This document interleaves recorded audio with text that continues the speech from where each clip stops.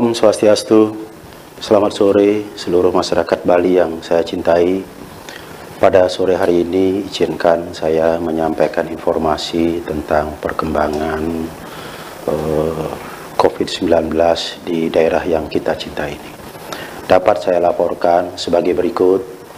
Yang pertama, untuk hari ini Astungkare tidak ada tambahan kasus meninggal. Yang meninggal masih tetap 2 warga negara asing. Kemudian yang kedua, untuk hari ini rumah sakit belum ada yang melaporkan pasien positif yang sembuh, sehingga jumlah pasien positif corona yang sembuh sampai hari ini masih tetap 19. Yang ketiga, sementara untuk kasus positif hari ini dapat saya laporkan ada tambahan sebanyak 4 orang. Sehingga secara akumulatif jumlah pasien positif COVID-19 itu sampai hari ini adalah 79 orang. 4 orang tambahan hari ini semuanya imported case atau kasus positif yang dibawa oleh orang yang memiliki riwayat perjalanan dari luar negeri. Dengan demikian, maka saya dapat sampaikan penjelasan bahwa dari 79 kasus positif itu, rinciannya adalah sebagai berikut ya.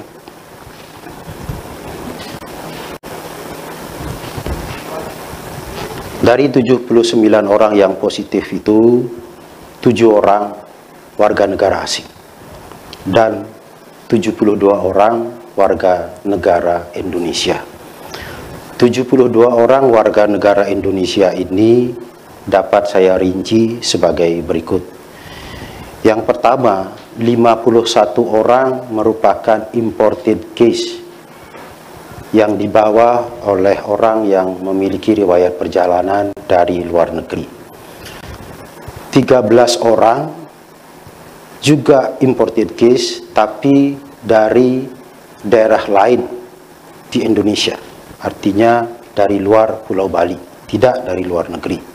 Maksudnya adalah orang yang positif ini pernah melakukan perjalanan ke daerah lain di Indonesia seperti dari Jawa atau dari tempat lainnya. Dan yang berikutnya adalah 8 orang kasus positif karena transmisi lokal. Artinya positif karena berinteraksi di Bali dari orang yang positif sebelumnya. Jadi dari angka-angka yang saya sampaikan tadi, dari 79 kasus positif itu, 8 orang merupakan transmisi lokal. Sisanya 71 orang datangnya dari luar. Mengapa saya harus menjelaskan hal ini? Ini adalah penting untuk bisa melihat sumber resiko dari COVID-19 ini. Sumber risiko itu penting untuk menentukan strategi upaya pencegahannya. Tadi dikatakan bahwa 71 datangnya imported case. Nah, ini strategi dari pemerintah Provinsi Bali yang dilaksanakan oleh gugus tugas adalah memperkuat pertahanan di pintu masuk Bali, yaitu di Bandara Ngurah Rai sebagai pintu utama, dan yang kedua adalah Pelabuhan Gilimanuk. Sementara untuk Pelabuhan Benoa, karena sudah tidak ada kapal yang merapat lagi, maka tidak lagi menjadi pintu masuk untuk kedatangan orang dari luar negeri. Demikian juga Pelabuhan Padang Baik, ini relatif lebih aman sebagai sumber risiko. Jadi upaya pertahanan untuk memfilter sumber risiko baru ke Bali adalah Bandara Ngurah Rai dan Pelabuhan Gilimanuk. Itu sebabnya maka upaya pencegahan kita lakukan dengan sangat ketat di Bandara Ngurah Rai. Semua pekerja migran Indonesia asal Bali yang pulang kita screening di Bandara Ngurah Rai menggunakan rapid test. Mereka yang hasil rapid testnya positif, maka kami persilahkan pulang untuk melanjutkan karantina mandiri di kabupaten masing-masing atau di rumah masing-masing. Untuk hal ini, pemerintah kabupaten dan kota Sebali telah melakukan upaya pengawasan dengan baik terhadap semua PMI yang telah pulang ini yang hasil rapid testnya negatif. Sekarang ini Bupati, Wali Kota melakukan pengawasan terhadap mereka bersama-sama dengan Satgas Gotong Royong di Desa Adat yang dibantu dengan Babinsa, Babin Kamtibmas. Sedangkan yang kedapatan positif hasil rapid testnya, maka segera kami ambil, kami pilah untuk kami bawa ke tempat karantina. Di tempat karantina, mereka harus mengikuti tes lanjutan, yakni dengan menggunakan metode PCR, dengan mengambil swabnya untuk diuji di laboratorium Rumah Sakit Sanglah. Jika hasil tes PCR-nya positif, maka kami lanjutkan bawa ke rumah sakit, baik RSPTN UNUD, Rumah Sakit Umum Pusat Sanglah, maupun Rumah Sakit Umum Bali Mandara. Sehingga yang positif hasil tes PCR itu tidak kami lepas ke masyarakat, melainkan kami rawat di provinsi. Nah, itu upaya untuk mencegah sumber-sumber risiko baru supaya tidak masuk ke masyarakat kita. Tetapi yang sudah pulang ke rumah masing-masing karena hasil rapidnya negatif di bandara, mereka harus melakukan karantina mandiri di rumah masing-masing di bawah pengawasan pemerintah kabupaten kota bersama dengan Satgas Desa Gotong Royong, Desa Adat, dan dibantu oleh Babinsa, Babin Kamtibmas, serta unsur pemerintah desa. Ini harus diawasi betul supaya melakukan karantina dengan penuh disiplin. Saat ini pemerintah kabupaten kota sudah mengambil inisiatif untuk mengambil mereka itu ke tempat karantina yang disiapkan oleh pemerintah kabupaten kota.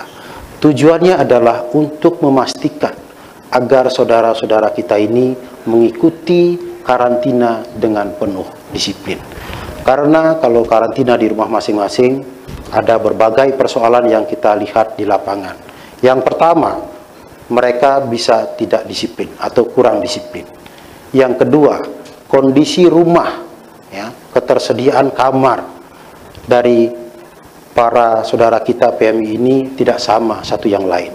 Ada yang memiliki rumah dengan jumlah kamar yang cukup sehingga dia memungkinkan untuk melakukan karantina mandiri dengan baik sendiri di kamar. Tapi ada juga saudara-saudara kita yang rumahnya tidak memiliki kamar yang cukup untuk melakukan karantina. Nah, karena itu pemerintah kabupaten sudah menyiasati dengan mengambil mereka, menyiapkan tempat karantina, disiapkan konsumsinya, lalu di bawah pengawasan pemerintah kabupaten kota. Untuk itu kami menyampaikan apresiasi kepada pemerintah kabupaten kota yang mengambil inisiatif untuk mengontrol karantina ini dengan baik. Jika kedua sumber atau potensi risiko ini bisa kita kendalikan dengan baik. Yang pertama, risiko datangnya dari luar. Kami lakukan pertahanan dengan baik di bandara dan di Pelabuhan Gilimanuk untuk memfilter mereka. Jika ini berhasil dengan baik, maka tidak ada sumber risiko baru yang masuk ke masyarakat. Yang kedua, jika yang melakukan karantina mandiri di rumah ini melakukan dengan disiplin di bawah pengawasan pemerintah kabupaten kota, maka dia tidak akan melakukan transmisi lokal kepada warga yang lainnya. Itu upaya kita untuk meredam penyebaran COVID-19 ini. Yang berikutnya, selalu dan terus kami ingatkan kepada seluruh masyarakat Bali untuk selalu berdisiplin menggunakan masker bagi semua orang, baik yang sehat maupun yang sakit. Bagi yang sehat cukup menggunakan masker kain. Sedangkan bagi yang sakit tentu harus menggunakan masker yang memiliki daya tahan yang lebih kuat dalam penyebaran droplet. Berikutnya, masyarakat juga kami tetap minta untuk disiplin mencuci tangan dengan menggunakan sabun pada air yang mengalir, terutama sekali sebelum menyentuh bagian mulut, bagian hidung dan mata, serta sebelum mengambil makanan. Harus cuci tangan terlebih dahulu menggunakan sabun. Yang ketiga, harus tetap disiplin menjaga jarak satu sama yang lainnya pada jarak yang aman, yang tidak memungkinkan untuk terkena droplet tersebut. Dan yang keempat, tetap disiplin untuk mengurangi aktivitas di luar rumah.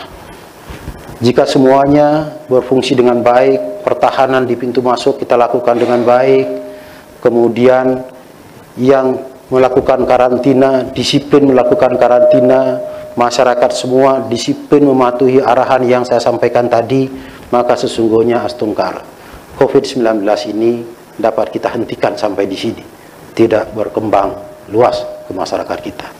Sehingga dengan demikian kehidupan masyarakat kita yang terdampak secara ekonomi bisa kita pulihkan kembali. Karena virus corona ini sampai hari ini tidak hanya menimbulkan kesakitan secara medik, tetapi telah menimbulkan gangguan perekonomian kita, sehingga menimbulkan gangguan terhadap kehidupan dan penghidupan masyarakat Bali. Begitu pentingnya upaya-upaya pencegahan ini kita lakukan bersama, sebagai tanggung jawab bersama. Tidak hanya tanggung jawab pemerintah, tapi tanggung jawab bersama. Semua individu, semua orang Bali punya tanggung jawab yang sama untuk segera menghentikan penyebaran COVID-19 ini, supaya kehidupan dan penghidupan kita segera bisa pulih kembali.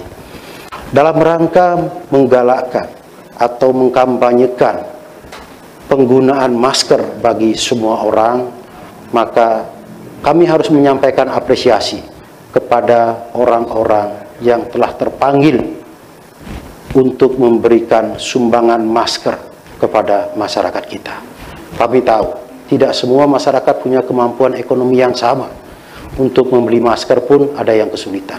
Karena itu kepada mereka yang telah terpanggil hati nuraninya memberikan dan membagikan masker di masyarakat, maka kami menyampaikan apresiasi dan penghargaan yang setinggi-tingginya. Sama juga kami memberikan apresiasi dan penghargaan kepada setiap individu yang mau menggunakan masker dengan penuh disiplin. Karena kepada mereka semua ini sesungguhnya adalah pahlawan-pahlawan kemanusiaan. Mereka yang berkenan menyumbangkan masker untuk menjaga kesehatan masyarakat adalah pahlawan kemanusiaan. Setiap individu yang bersedia menggunakan masker dengan penuh disiplin juga adalah pahlawan kemanusiaan. Karena dengan masker dia bisa mencegah penularan kepada orang lain. Dia tidak menyakiti orang lain. Maka sesungguhnya dia juga adalah pahlawan kemanusiaan. Demikian masyarakat Bali yang saya cintai, yang bisa saya sampaikan pada sore hari ini, mudah-mudahan menjadi bahan renungan untuk kita semua, bahwa sesungguhnya COVID-19 sebagai masalah besar seluruh dunia pada saat sekarang ini, sesungguhnya bisa kita atasi dengan cara-cara kecil yang sangat sederhana, yakni menggunakan masker, mencuci tangan, menjaga jarak, dan mengurangi aktivitas di luar rumah. Jadi cara-cara kecil yang sederhana itu sebenarnya bisa menyelesaikan persoalan besar tentang COVID-19 ini yang telah menimbulkan dampak buruk bagi kehidupan manusia di seluruh dunia pada saat sekarang ini. Oleh karena itu, mari kita laksanakan ini dengan sebaik-baiknya. Sekian dan terima kasih. Om Santi Santi Santi Om. Selamat sore.